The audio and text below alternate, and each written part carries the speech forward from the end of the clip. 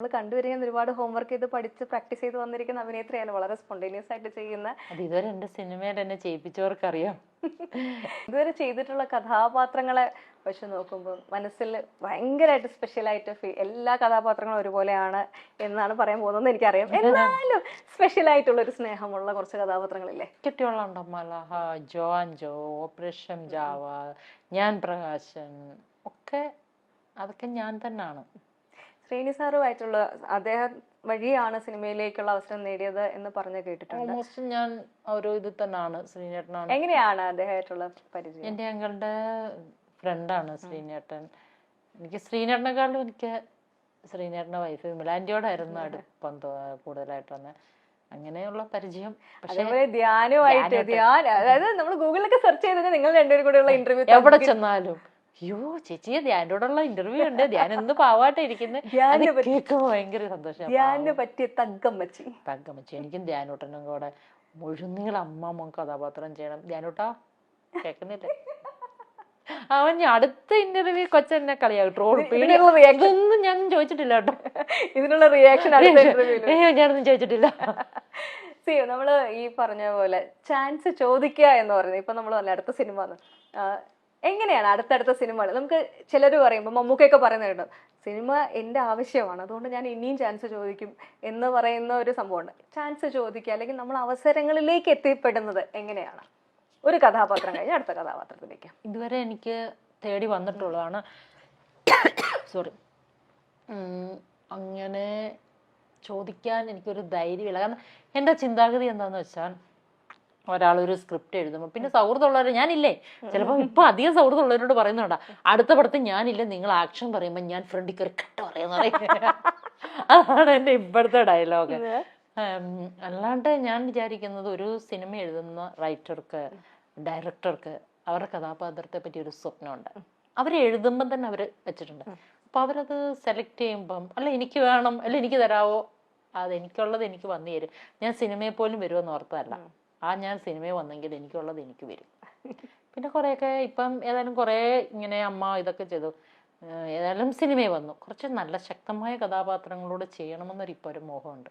ഇപ്പം ഞാൻ തുടക്കത്തിൽ ഇന്റർവ്യൂ തുടങ്ങുന്നതിന് മുന്നേ ഞാൻ പേഴ്സണലി പറഞ്ഞു നമ്മുടെ മനസ്സിൽ പതിഞ്ഞ നമുക്ക് ഇഷ്ടപ്പെട്ട ഒരുപാട് അഭിനേത്രിമാരുമായിട്ടുള്ള ഒരു കമ്പാരിസൺ വരുന്നില്ല. ഞാൻ പേരെടുത്ത് പറയണില്ല, പക്ഷെ ആ ഒരു കമ്പാരിസൺ കേൾക്കുമ്പോൾ എന്ത് ഫീൽ ചെയ്യുന്നേ? അത് പറഞ്ഞതിൽ ഒരു കഥാപാത്രത്തെ ചെറുപ്പം തൊട്ട് ആ പേര് വെച്ച് തന്നെ കളിയാക്കാറുണ്ട്.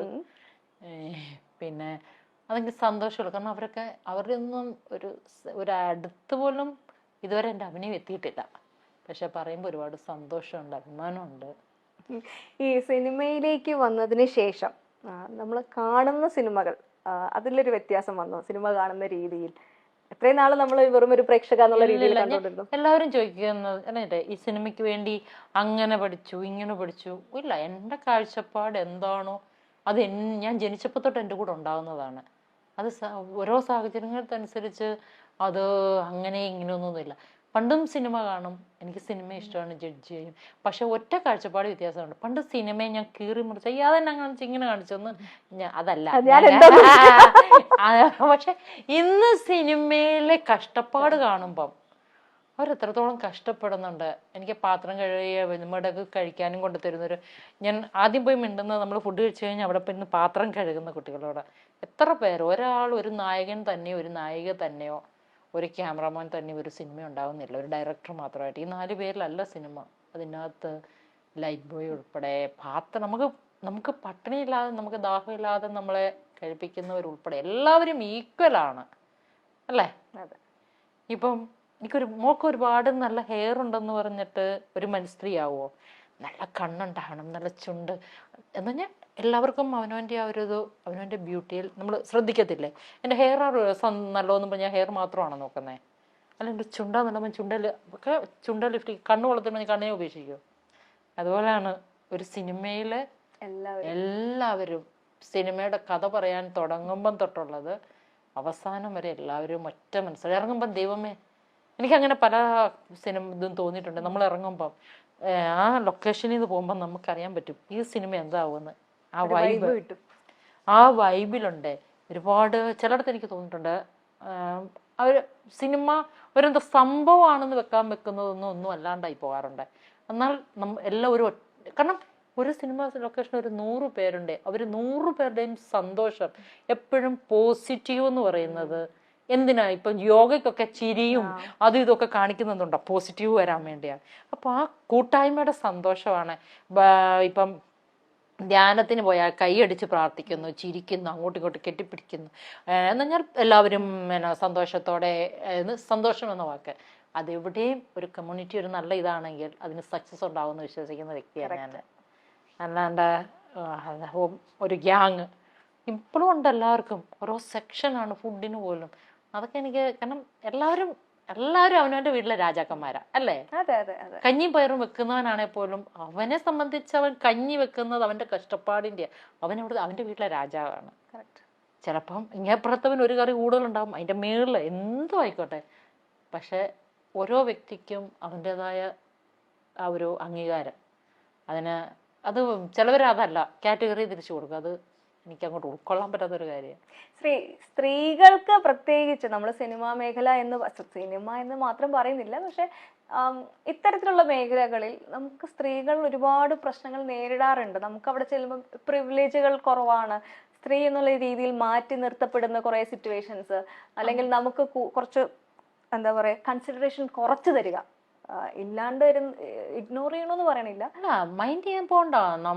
നമ്മുടെ രാജാവാന്ന് നമ്മുടെ മനസ്സിൽ നമ്മൾ 10 പ്രാവശ്യം പറഞ്ഞു കഴിഞ്ഞാൽ പിന്നെ വരുന്നവരൊക്കെ നമ്മുടെ പ്രജയാണ്. നമ്മളെ ഭരിക്കാൻ ആരും അനുവാദം കൊടുക്കാതിരുന്നാൽ മതി. നമ്മളാണ് നമുക്ക് വിലയിടേണ്ടത്. നമ്മളവിടെ താന്നു പോകുമ്പോഴാണ് ശരിയായിരിക്കാം. ഞാൻ കഴിഞ്ഞ ദിവസം ഈയിടെ എൻ്റെ ഓടിക്കാറയിൽ ഞാൻ ദാരിദ്ര്യം പിടിച്ച സ്ത്രീക്ക് ഓടിക്കാറോന്ന് ചോദിച്ചു.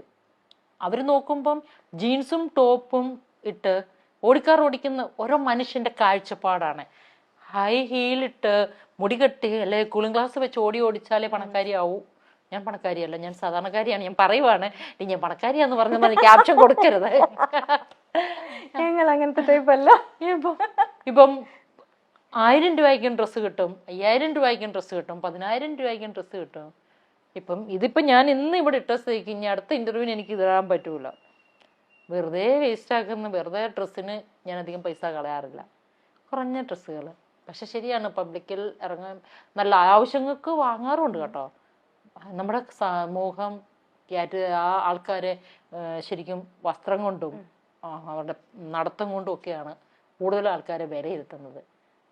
കുറച്ച് ജാടയിട്ട് വലിയൊരു ഇതൊക്കെ കൊണ്ട് നടന്ന് വലിയ ഹൈ ഹീൽ ചെരുപ്പ് കിട്ടും, അതിന് അവരോർക്കുന്ന റിച്ചാന്ന്.